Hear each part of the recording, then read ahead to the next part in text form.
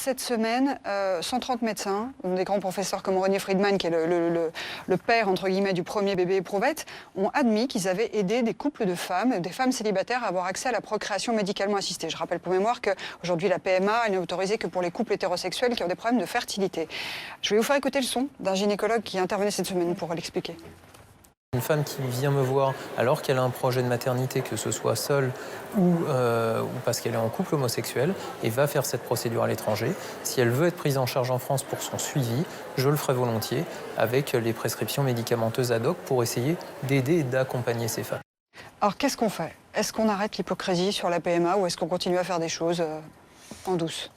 Moi, je suis contre. Je suis contre l'accès de la procréation médicalement assistée pour, d'ailleurs, les célibataires ou les couples de femmes, comme par ailleurs, c'est un sujet qui est lié, même s'il est distinct de la gestation pour autrui pour les couples d'hommes, parce que je considère que si un enfant peut être privé par les malheurs de la vie d'un homme, d'un père ou d'une mère, parce que évidemment le monde n'est pas parfait, c'est ainsi, je trouve cela assez injuste que l'État organise, accompagne, voire finance d'une certaine manière, eh bien, la privation volontaire d'un père ou d'une mère. Parce que la conséquence, il faut quand même le dire, de ces femmes qui donc ont des enfants, par exemple ces couples de femmes qui ont des enfants à travers la procréation médicalement assistée, c'est que l'enfant n'aura pas de père. Voilà.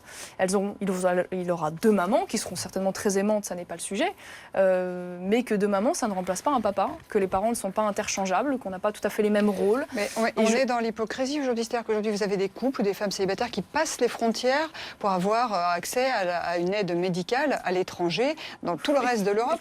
Est-ce qu'on ferme les yeux en se disant je ne veux pas le voir? C'est un raisonnement qui pose une vraie difficulté, ce que vous êtes en train de dire, parce que si on commence uniquement à considérer ce qui se fait à l'étranger, dans ce cas-là, on peut en effet légaliser de très nombreuses choses. De fait, je crois que Mme Maréchal Le Pen est plutôt favorable à l'idée de fermer justement ces frontières de Schengen, pas uniquement. Non, mais en revanche, par exemple, c'est vrai que c'est important de le rappeler. C'est vrai qu'aujourd'hui, la Cour européenne des droits de l'homme nous contraint d'enregistrer à l'état civil des enfants qui sont issus de GPA à l'étranger. Je pense que ça fait partie des choses qui sont incitatives. Alors, à minima, éviter l'incitatif. Voilà.